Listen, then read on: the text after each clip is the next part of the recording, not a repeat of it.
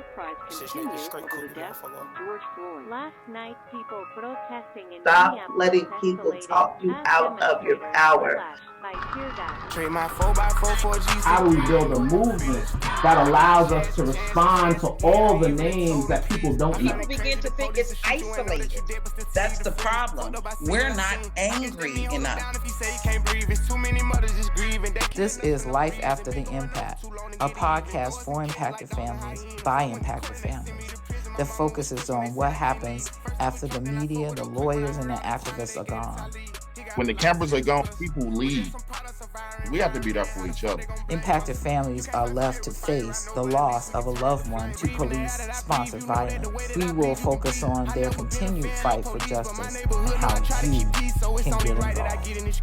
I tell families, fight. Everybody can do something, that you don't have to sit home and feel helpless and hopeless. We gotta stop allowing people to talk us out of our power. That's the main thing.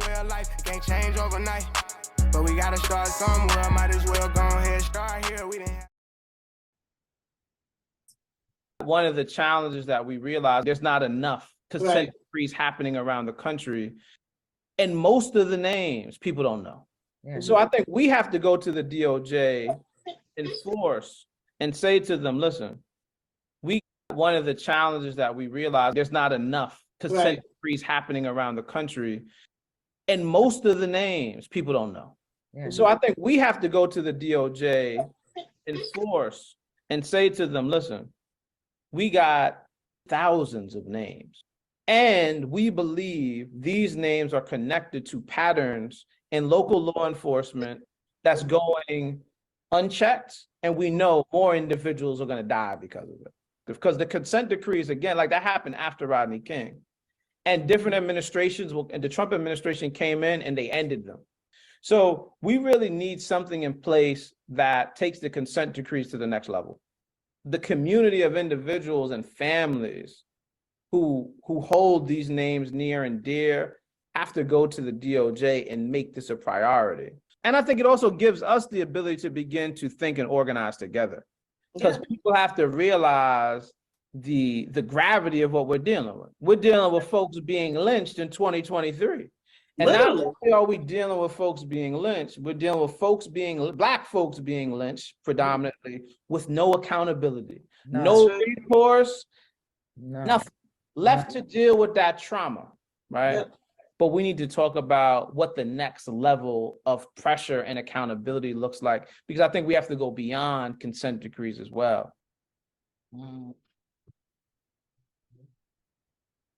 Good evening, everyone. My name is Roxanne Johnson. My son's name is Jamal Byrd.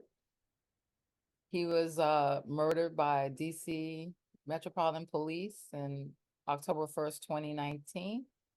I'm here with my lovely co-host this evening. Hey, Latoya, how you doing?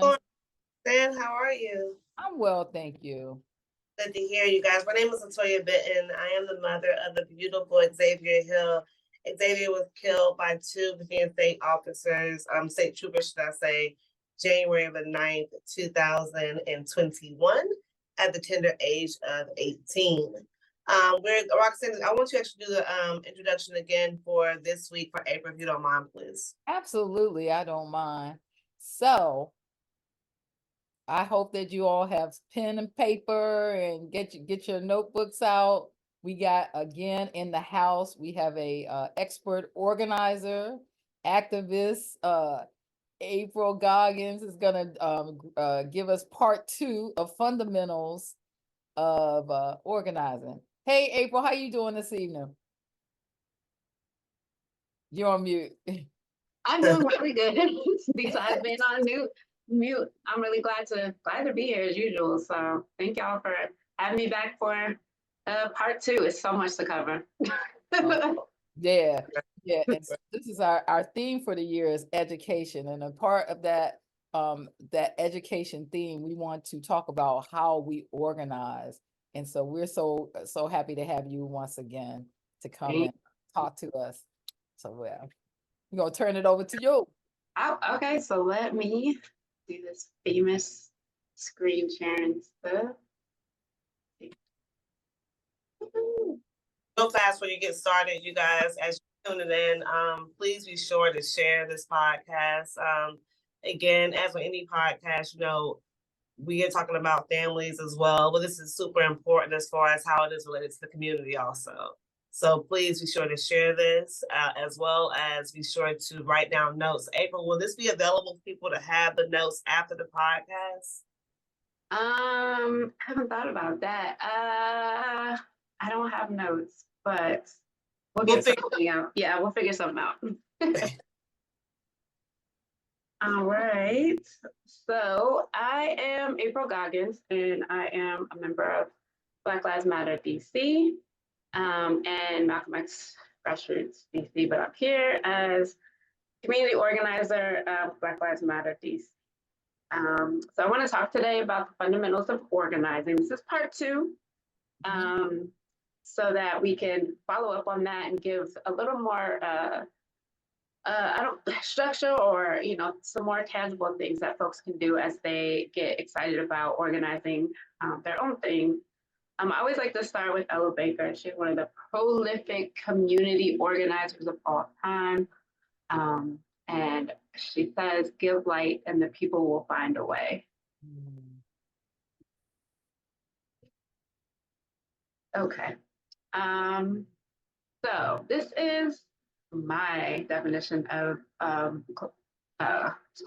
community organizing. There's so many out there, but I say that it's empowered, supposed to be empowered directly impacted people, taking collective action to demand, build, and secure power over their own lives, and working to dismantle any system that prevents them from self-determination, autonomy, and wielding that power.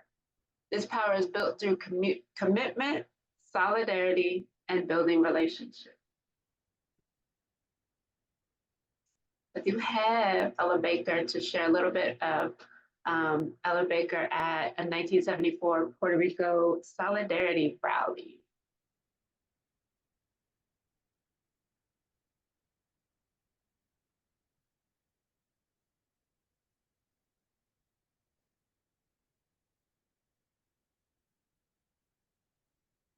There's no sound. Oh, okay.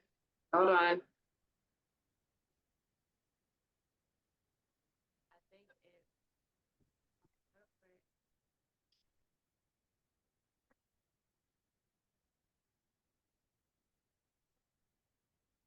Okay, 1 second. I think when I shared my screen, I actually have to share down too.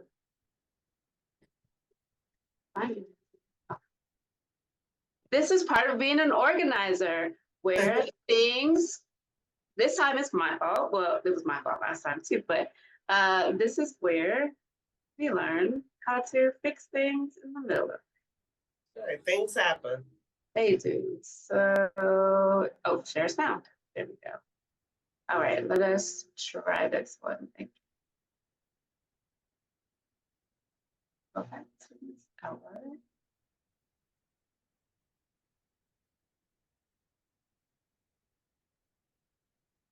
Okay, Miss Ella. Let us do this again.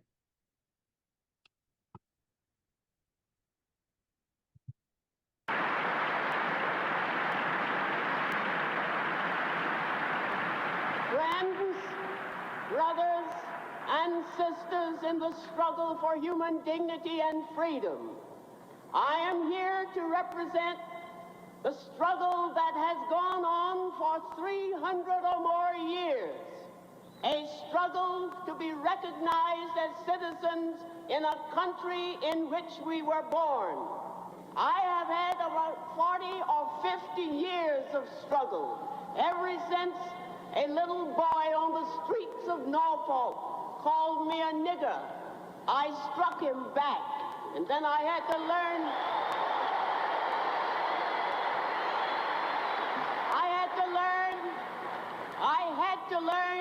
that hitting back with my fist one individual was not enough.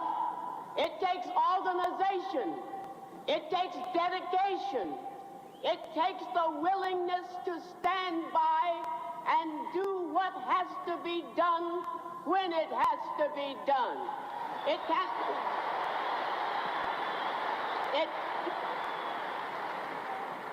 A nice gathering like today is not enough. You have to go back and reach out to your neighbors who don't speak to you.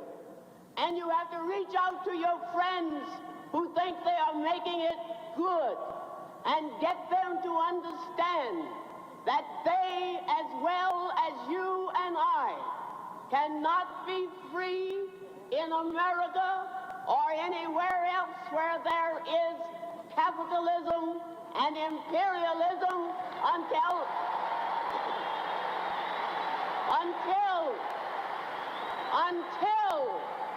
until we can get people to recognize that they themselves have to make the struggle and have to make the fight for freedom every day in the year, every year, until they win it. Thank you. Thank you, everybody. We will, tell me if this is little boxes. Yeah. All right, so that was Miss Ella Baker, who we love dearly. I don't know where this box is coming from. I think it's part of, I think that's how you have your presentation set up. So I think it's probably, yeah, I think it's how the presentation is set up. Because you see this little X right there inside of there. Okay, is that better? Yes. Okay, great. Thanks, everybody. All right.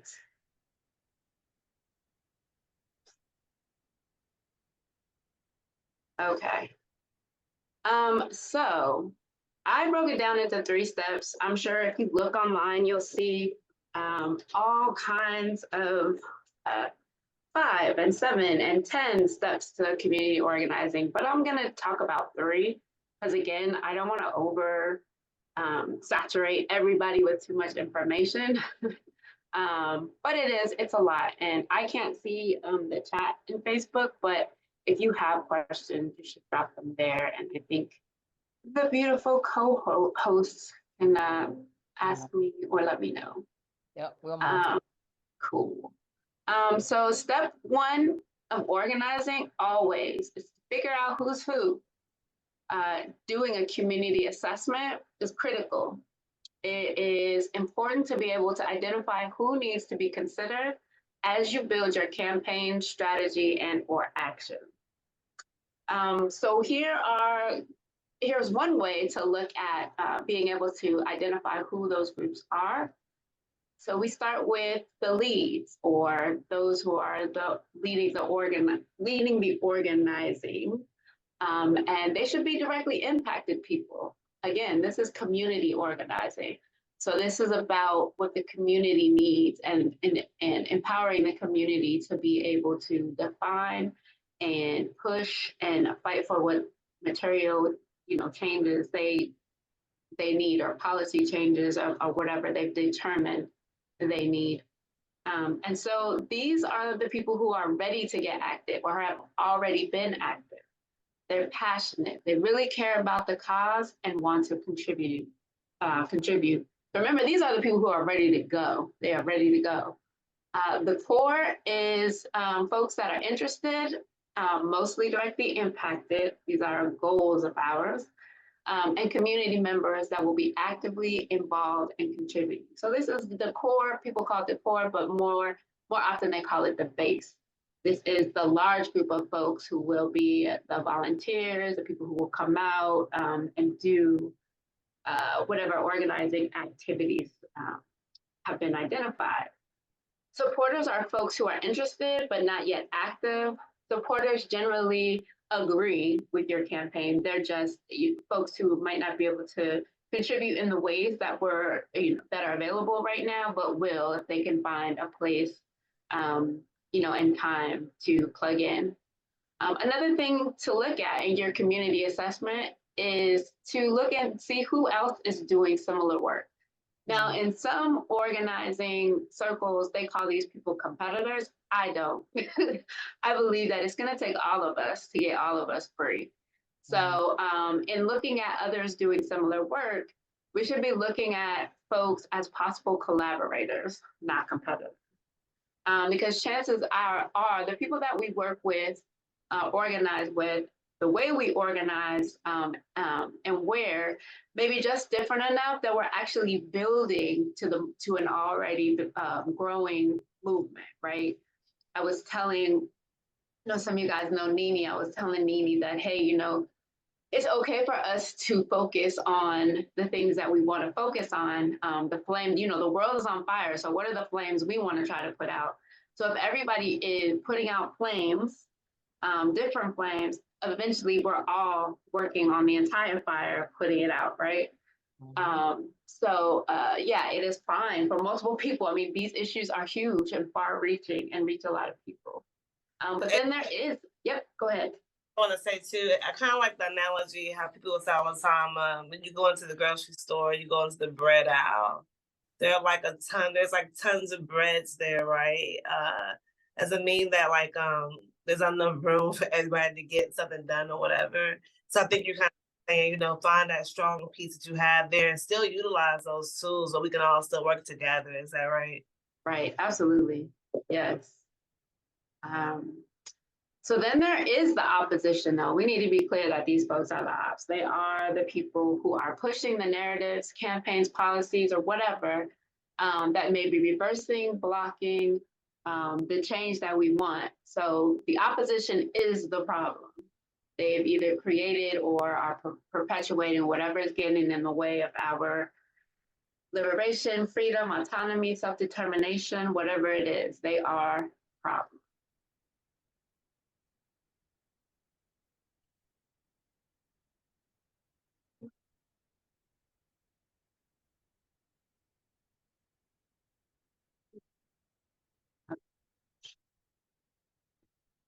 Okay. So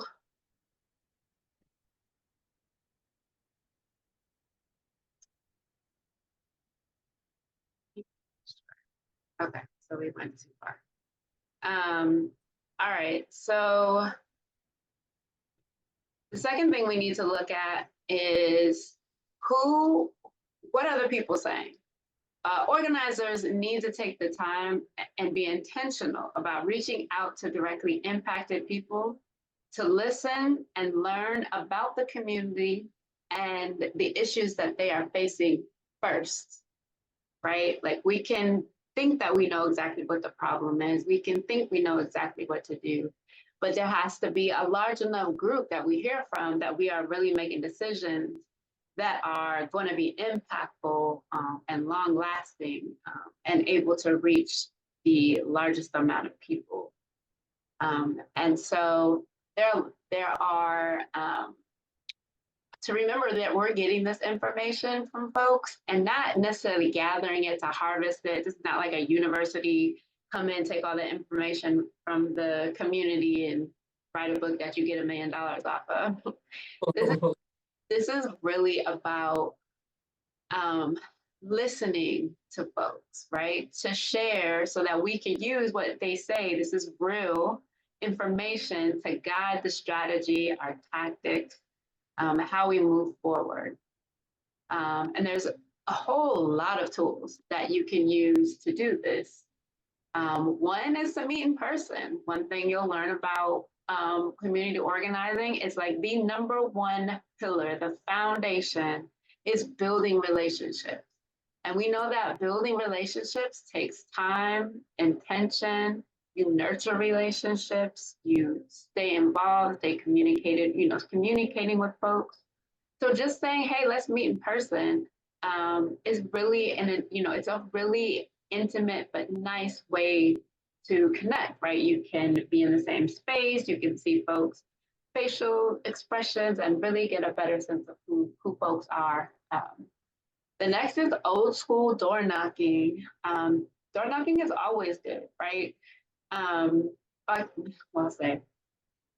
Door knocking, when done correctly as a tactic for a specific strategy, is really good, especially if you're organizing a neighborhood. It makes sense to actually meet people where they live, especially in the beginning of a campaign when you kick off to let people know, and then to let people know, you know, later, here's what we're doing, how do you feel about this? But then also telling them how they can plug in. Another tool, and we at BLM, we started part 1 of this, which is to do a survey. Some people like to be able to think through and reflect on their personal experiences alone or individually before they share. And surveys can often allow them to do that. But you always have to remember that not everybody is online, and you have to have in place how you want to get surveys to people and how you're going to collect them. But above all, the more ways that you have for people to share and engage, the better. And so another way is listening sessions. And in this COVID era, not post-COVID, there are lots of ways to do listening sessions. Oops, I forgot to update that one, but listening sessions in this atmosphere or this world right now, you can do them in person safely. You can do hybrid. We've been doing a lot of things hybrid so that folks who still need to stay home can still be involved. And you could do them all online like this, just depending on what your goals are. Okay. So now that we have identified some of the issues based on what people said, and we know who the people are that are ready to put in work, it's time to ask ourselves if what we want / need is a campaign, or if we're looking more at a protracted struggle. Either way, it's time to get clear about what we want. So the first thing is using when we're talking about the issue or the problem, and we have to get clear, then using what we've learned, what is the one shared issue or problem we believe that we can change together? And does it address root causes, right? Because we want this to be a real change for folks, which means we know that all of the problems generally that we fight for have some underlying root causes. Like right now, we're looking at violence. We know that a whole lot of things are the actual root causes of violence. And so it would make sense to listen to the people we talk to examine what we know about root causes, and then make sure that that the issue and problem that we articulate includes those things. And then once we're very clear on what that one shared issue is, then we're going to make our demand. What is it that we ultimately want instead? What do we want? So for example, right now, working on the Secure DC bill, we want to make sure, so the overall demand is to make sure that DC Council doesn't roll back police accountability laws, right? That's what we want to see. Then we have to name some objectives, right? This is like one level down as to how much clarity we need to have. So objectives are specific and measurable things that we can do to get our demands met. And so for the example that I'm using, instead of just saying we don't want them to roll back police accountability, we talk about the specific measurable demand, the measurable part of the demand. And so it's measurable because if we want them to remove these parts, it either will be removed or amended, or it won't, right? That's measurable. And then our strategy are the plans and approaches that we'll use to successfully meet that objective, right? So you can say like, it's our continued pressure on DC Council will expose the contradictions in the narratives and things that they have, and then debunk the data they use, right? A lot of times they are making data say what they need to say, but even just looking at it very carefully, you see that it doesn't stand up, it doesn't make sense, or it's just not true. And then there are tactics, right? These are the small actions or tasks that are within the strategy, right? This is how we implement the strategy. So these are the things like direct action, political education, and building counter narratives. So this is where you would protest, rally, you would have teach-ins, whatever the tactic is to meet that strategy to meet the strategy of applying continued pressure, exposing contradictions, etc. And that was a campaign, but then there is protracted struggle, right? And protracted struggle is it's like a commitment to the long game, right? So we're building a solid base of empowered community members that consistently builds new leadership, right? We want to build new leaders.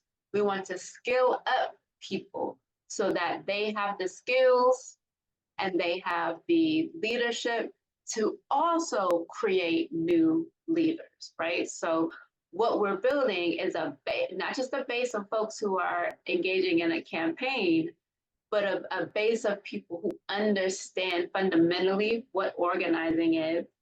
They're building relationships. They're learning together, whether it's political education or teach-ins or whatever it might be, which leads us to the next thing, which is it's about consistent organizing and base building that can also easily absorb newly activated folks after uprisings during crisis, and is scalable and sustainable, right? So what we saw after 2020, which I'm hoping people are really thinking about, is that we have these big bursts of energy and anger and people taking the streets. Well, one of the things we didn't have, a lot of us didn't have, was a solid, consistent organizing, strategy / program infrastructure where those people who that was their first time getting activated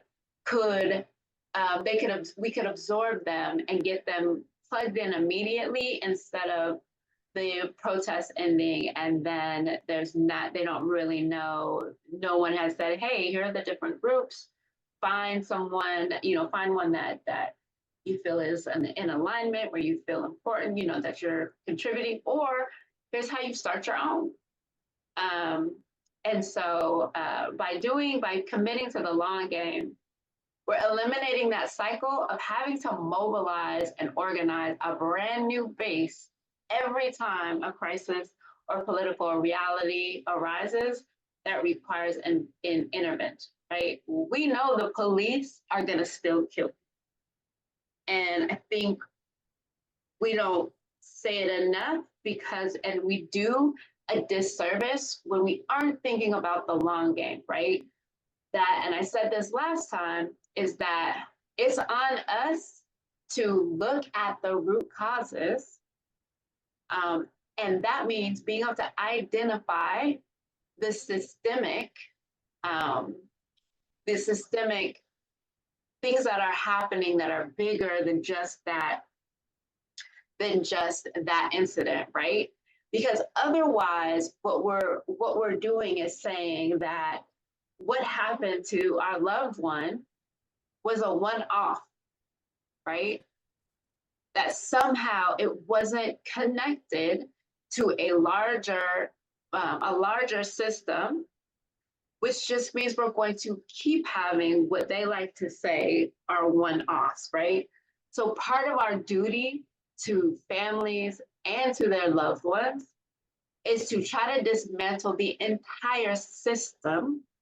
And that means we need to be able to have uprisings and be able to organize when it happens, but we should have a strong enough base that we're not stopping the work that we were already doing for loved ones and families we're connected to,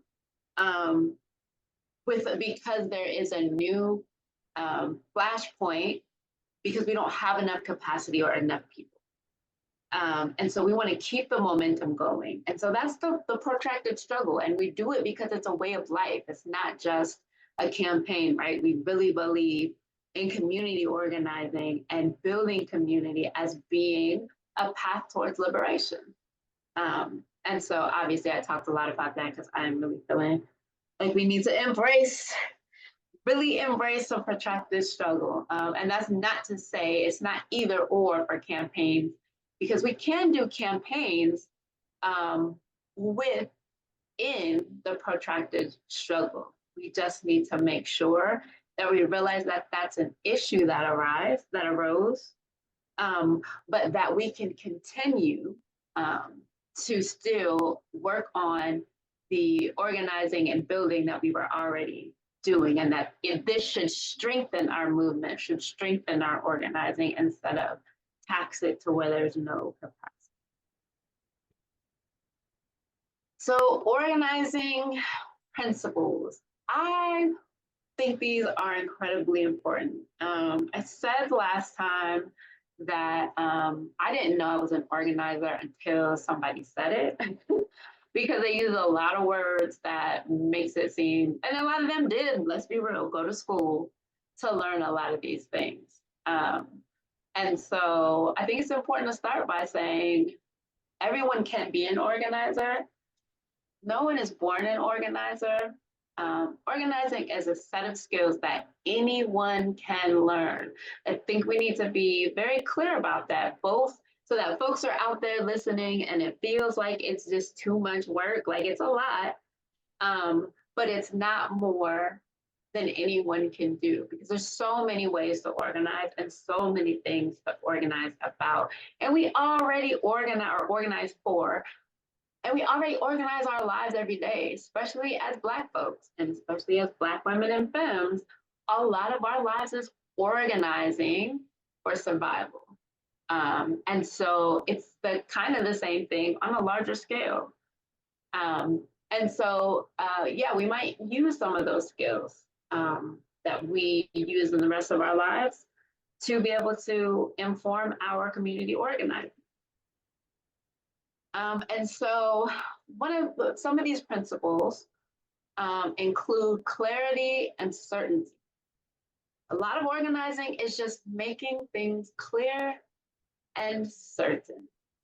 And this is an organizing principle that I have to constantly work on, because my brain is always in overdrive, and I'm not always as clear as I'd like to be. And that is an important part of being an organizer, because everybody takes in information very differently. And I realize that I process and sometimes speak differently than people. But part of being an organizer is being able to learn different ways and to just like ask for help. But an example of how you can learn how to be clear and certain in your communication is you just want to say, like, here are the event details. The meeting is on Sunday. Here's the plan. These are the next steps, right? All of those mean that they're handing you something with all of the information you need for the next step. So organizers, a lot of it really is, how do we deliver information? And delivering information in ways that that's helpful to people and they have an opportunity to engage with is a huge part of organizing. Another thing is to distribute the work. Don't let a few people do everything. Empower others to contribute. Distribute roles, not tasks. Make things specific and clear. There's that again. And I say this, a lot of these things are aspirational. These are things that we are striving towards, right? Because what we know is there's not always the capacity to have a lot of people do a lot of things because there aren't a lot of people. So, a lot of us that have been doing this for a little bit here in DC, our numbers in our organization, which all organizations shift and change as far as their makeup. But one of the things we have to be clear about, especially if we're doing something that's supposed to be long-term, is that in order to do the work, have people feel and know that they're contributing and that they're contributing in ways that make them happy, is to be able to distribute the work, to be able to match people up with roles, right? You can tell people do this, do that, move this, move that. But if that person then becomes like, that person is a space organizer, right? Then they have a role that includes tasks that they have autonomy over, making decisions, creating processes, involving other people, right? That is building leadership as well. And so another part of distributing the work is give instructions and background. A lot of times you may tell somebody something and it was from a meeting that you had and you were able to discuss something, it came up because there was an issue. But when you tell someone, you give them or let them know about some work that needs to be done, it might not make sense to them right away because they don't have that background. So really listen and watch to see if folks are, if what you're giving makes sense and doesn't feel like it's just falling out of the sky and not connected to anything. And the other thing is not too many options. Don't give people too many options. And I mean that in a sense that's like, again, back to being clear. What really needs to happen and when, so that you're not just saying, here's 50 things. Okay, I'm bad at that too. Put down self-criticism. I often give too many options because I have too many options in my head. But it is something anybody can learn to do better. But you really want to make sure that you're watching. This is not, most of the time, it's not what people are getting paid for. This is a service, or, this is putting in work for us in our community. So, we don't want to exploit labor and, we want to be respectful of people's time and autonomy and abilities. Which takes us to building relationships. I said earlier that building relationships is like the foundational part of organizing. So an organizer is always building and maintaining relationships. In order to organize with people, you need to know them, who they are, what they care about, what they're excited to do. They also need to know those things about you. They want to know that you're sincere, competent, and that you care about them too. And I think all the time we can have and tend to have a very romantic view of what care is, and then either feel disappointed or never quite know what that looks like. And that sometimes care is about recognizing people's humanity. If somebody is working really hard, they are probably getting tired. So you can check in with people and see how they're doing, right? If we're talking about when you first meet someone, that's the basics of care, is being, considering them and considering the impacts of the work and whatever issue you're fighting on them. And so that means meeting people where they are and where they are ready to jump in. And be fine with people wanting to wait. Sometimes people that you don't know, it could be something that they need to, they're getting ready to be done with their second job. So they'll be able to have more time. Or it could just be they want to watch and see. Maybe they had a really bad organizing experience. And before they jump in, they want to see how this is working. But people also have different knowledge and different skills. So listen. A lot of, again, building relationships is to listen. And to listen is not just the words, but we're learning about people And then we're respecting where they're at. And part of relationship building means that you know a little bit more about someone and where they're at. And encouraging can be loving, but we've got to know the difference between encouraging and pushing, right? That encouragement should feel empowering, and it still allows the person to have boundaries or say what they're ready for or ask for what they need. And make sure you check in often. There's a lot of ways to do that. But the more you check in and reach out to folks, whether it's short or long, people enjoy being missed and being kept in the loop. Appreciation goes a really long way.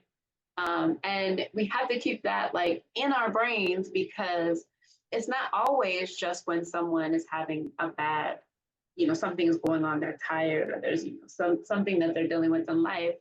Sometimes it's just like in the moment, like you did that thing and it was incredibly helpful, or thank you for showing me this. And it's genuine. You're not searching for some, random thing to say. But when you think about it and you're, something crosses your mind, like that was really cool, or I really appreciate that.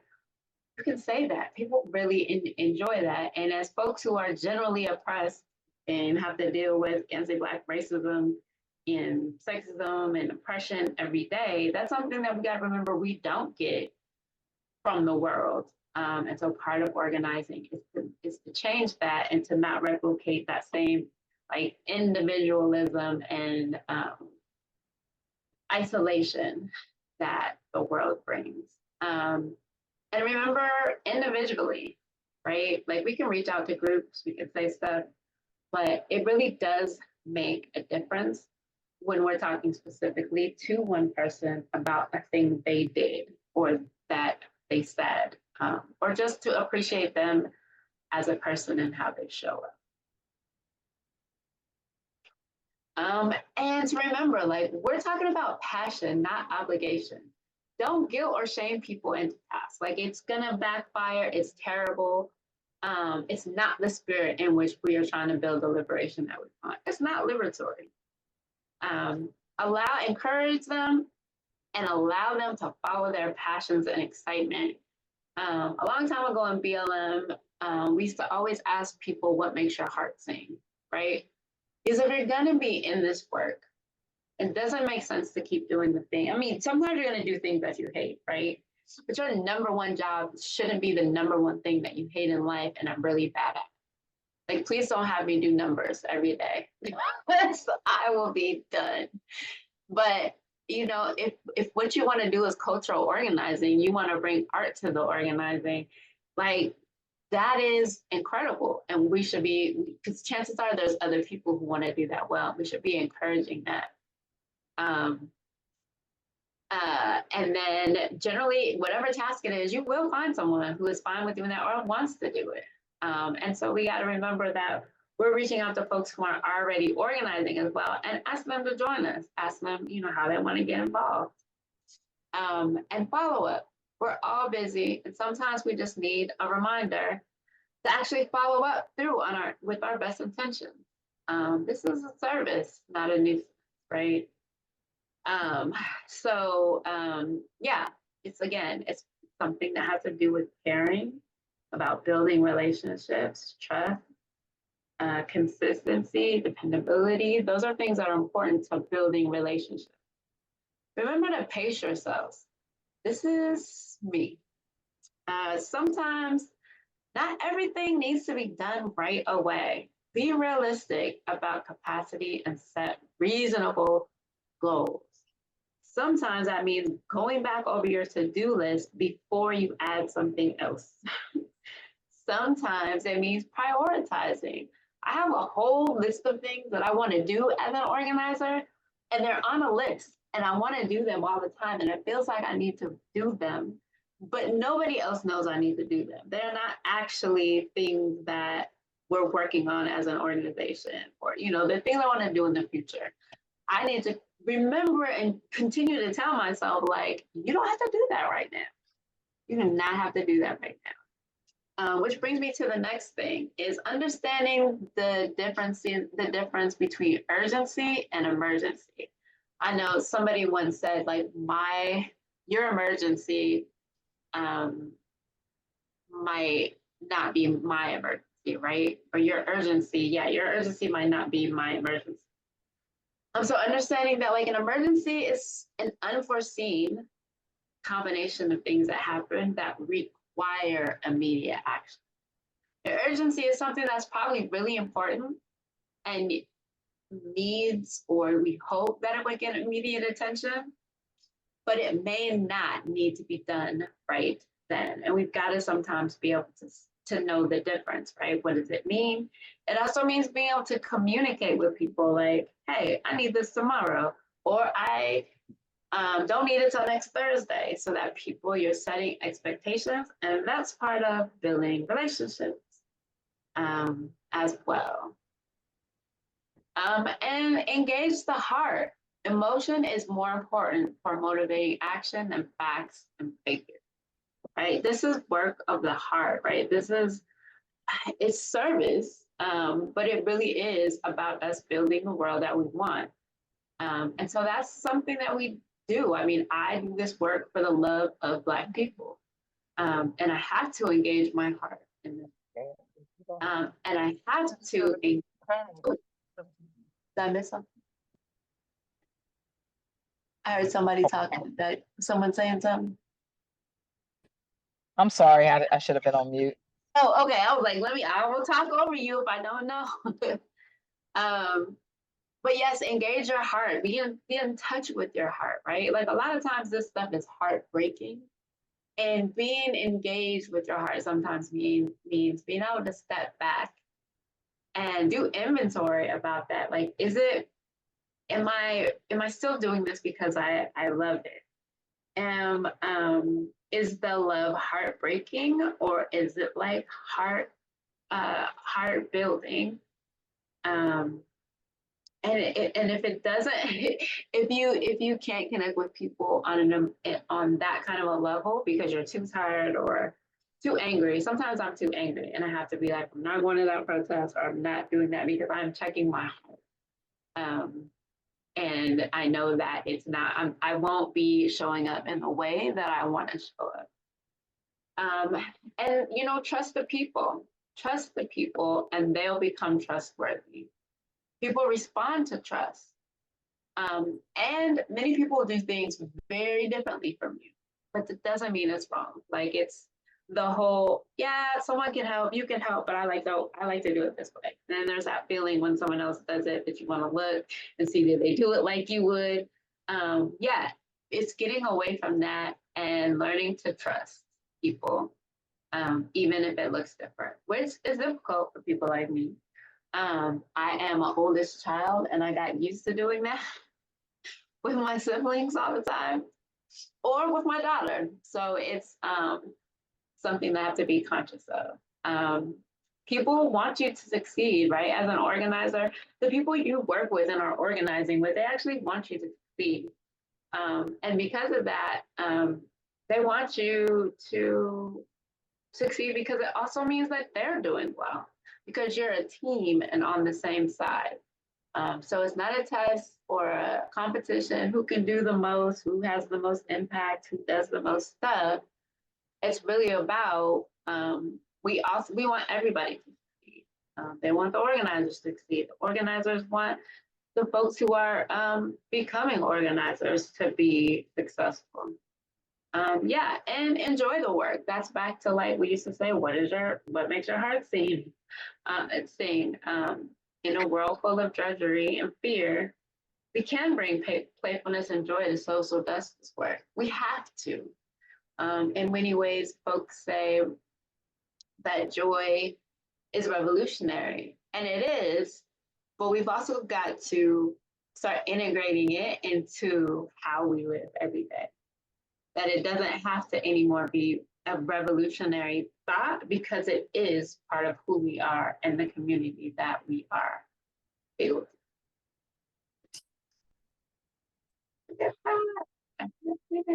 Yay! did it so I could give us enough time to talk. So that's the end of my stuff. Hope I didn't talk too fast. I was trying really hard not to talk too fast.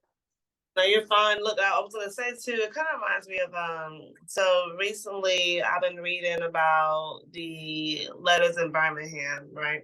Yeah.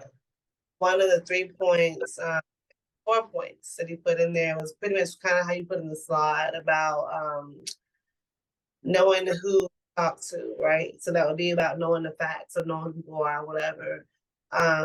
It's kind of the exact same thing, I guess, like just knowing how it is, like step by step. But that's mainly, like what it is, kind of like giving people the tools they need in order to move forward. Now, we have that available at all on will we have that to give to people, or how can we make that, available for other people to look at? Which one? Any of the slides. I can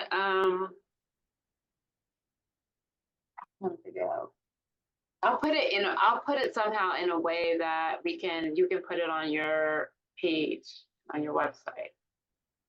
Yeah. Oh, is it kind of like a toolkit, you know what I mean? Like in a sense. Yeah, exactly. So folks can just go in there and have resources and pull from it as they build their own stuff. Yeah. Exactly. So I think Roxanne might be having technical issues. I don't see her. I see her screen is blacked out. I'm not sure what might have happened to her. Yeah, it's a lot of mechanical stuff, technological stuff happening in the universe. So but look, for time's sake though, I don't want to hold you up too long for time's sake wise. There are not too many questions here in the comments, but right now, which is fine. But the main thing is I wanted to make sure we're able to give not the community, but for ourselves as well. You know what I'm saying? The toolkits we need to organize. Because like you said again, no one's born an organizer. I think it's funny how people say to me all the time, they'll be like, oh, you didn't become so passionate about this, your son got killed. And I'm like, listen, no matter when I started, I'm still starting, right? So it don't matter, right? And the thing for me is that if my son got killed and I did nothing, then that'd be a problem. So, being that we're still getting started. Roxanne, you back here? I think I see you down there. Yeah, I'm on my phone. I just thank you so much for that presentation, April. I do want to go back and just review it, but I think what really stood out for me is how this is not easy, right? And it's not like we say this a lot. It's not a sprint. It's a marathon. And so getting people engaged and keeping them engaged throughout this process, right, is a challenge. Really is. Is that putting it mildly? Yeah, it is. I mean, we got to be real about it. Yes, it is. Yeah. But how do you keep people engaged in this work? Yeah, it's something you have to I continually work at. It's a lot of planning too, right? Like I think I've definitely seen how there are so many times when we haven't planned how to keep people engaged, right? It does take planning to say, like, what are the things we do want to bring people into? And how do we have a mechanism? It doesn't need to be super expansive, but like we do need a way, right? We need, and sometimes it means like you need someone who their only job is like engagement. Like they are the people who are watching, because everybody can't do everything, but people who are like, hey, this thing has ended, where else might we be able to plug people in? Or to develop skills to be able to ask people like, what, now that this is done or it's getting ready to end, do you envision, have you been thinking about anything you want to start or get involved in? But that's the relationship building. Gotta constantly talk to people. But yeah, encouragement, definitely keeping in touch though. It is very easy for people to fall off and go. And it's a skill, right? I get a lot of anxiety, like to answer my phone and to do all of that. It just, for whatever reason, it's always been like that. but slowly over the years, I'm getting better. Or I just have to tell people, like, I just text. It's just easier. I can do it fast. So, you know, sometimes it's about that too, but you got to find a way to connect with people and outside of the work, right? That's not easy for everybody. I am not the best at that. You know, last time you were on, you were saying about, you know, building community. So I think this kind of ties into the two. When you have somebody who you're constantly, you know, I'm checking on you, you checking on me, I'm making sure that you're here, I make sure that I'm here and whatnot. And we're kind of like this tag team, this thing. And it's like the last time, it's about building community. And when we, like, you know, people are feeling they're like included and they know that it's like, you know, you're not just here being a number. This is the real cause about the whole community. I think that's when we can have. So I know for myself, that's when people feel like they're more engaged, right? Like when they're made fully aware of what's going on, it's like not like last minute, and they know, okay, hey, we got this planned on, whatnot, and then you call them the next day. And people in the comments asking right now about, you know, like I asked you, you know, after this presentation is going on, will they have access to this? You know, they want to be engaged, you know, so then, and you know, come back to us again and I have this toolkit so that we are, like you said again, constantly staying engaged. Right. And it's needed. I think the other thing is just always being prepared with how people, and I'm really bad at this, but how people can plug in and always have like a call to action, right? Like, what are you working on that people can do right now? Like I would say right now, I actually should put this slide up here because, you know, on the 5th is the next vote for the city council, right? And there are so many groups working on it that if someone can take action, I'm sure we'll do call-ins, and we did an email campaign, and then we also had people show up. So I need to put our information up here so that people can connect with that, because we're generally putting stuff on social media, or you can get on our email list so that you can, red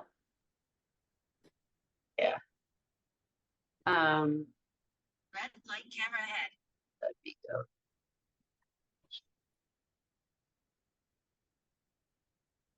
I think you're driving there. Okay, yeah. There we go. So just so folks have, just so folks kind of can see who we are, and can plug in, our stuff is over here under contact. We're on all the things, but that way we try to share like the events and contact information for other groups as well, because BLM isn't the only group, and it might not be for everyone. But it's kind of like, look, join an organization. I would say join an organization. And if you want to start your own, or you are, reach out to someone who's doing it and or who has done it, and see if they'll help you, right? Like, whatever, you know, wherever you can plug in. And sometimes just going to events that people are having, you will meet other people.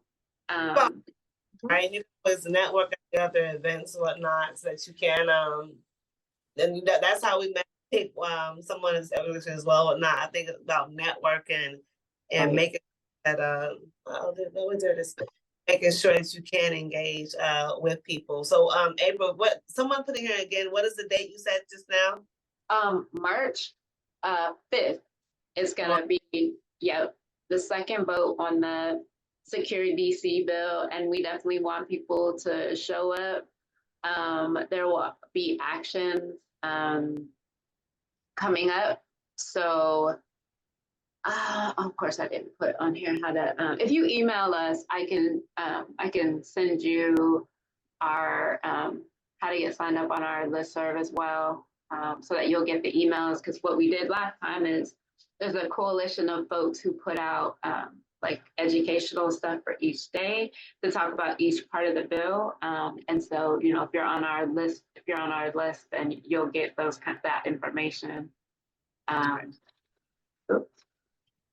Well, we'll probably bring you back on time again to kind of wrap it up. As far as organizing is concerned, maybe to give like an overall lesson about what it is. Could you put the screen camera ahead? First one again, Roxanne, you got to go on mute. We can hear your speed camera ahead. We can hear all that. Sorry about that. Okay. But make sure you guys who are on the call, whatnot, we'll make sure that April has it available. She'll give it to one of us here. We'll have it available as a toolkit. Patrick put in the notes here as well, you know, making this to a toolkit about best practices. So maybe April, you can help us out as well as far as best practices as far as organizing is concerned. Again, we're always coming on and helping us out. If you can maybe get send over to Roxanne the slides so we can put it together so we can have it, you know, available we can look at a later time as well. Yep, definitely. I can do that. All right. Roxanne, you got anything left for us tonight?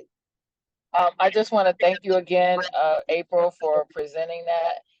We're definitely going to post that on our, you know, work with you to post that on our social media and on our website so that people can have access, because it's very important information.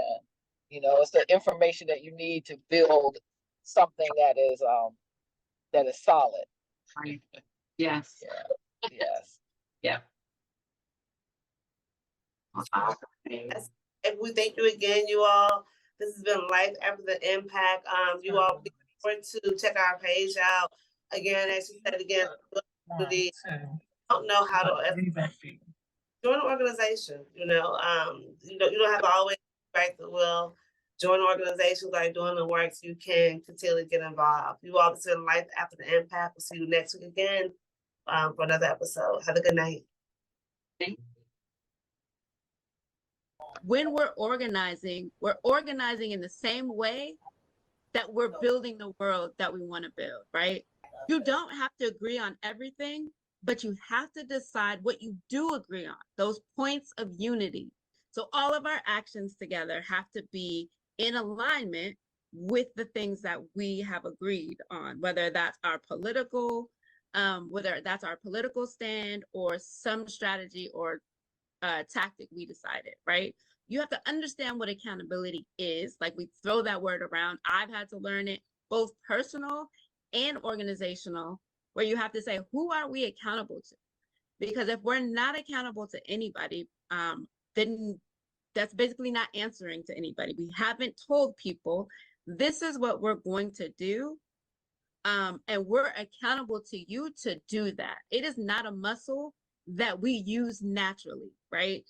Like, being accountable, being able to say accountability is a gift, because I am reaching out to you to allow you the space to be the person or the organization or the coalition you say you are, right? I'm reminding you, we said we were going to do those things, and we're out of alignment. But here is an opportunity for us to get back there. Everybody can do something, that you don't have to sit home and feel helpless and hopeless. We gotta stop allowing people to talk us out of our power. That's the main thing. Can't change overnight, but we gotta start somewhere. Might as well go ahead, start here. We didn't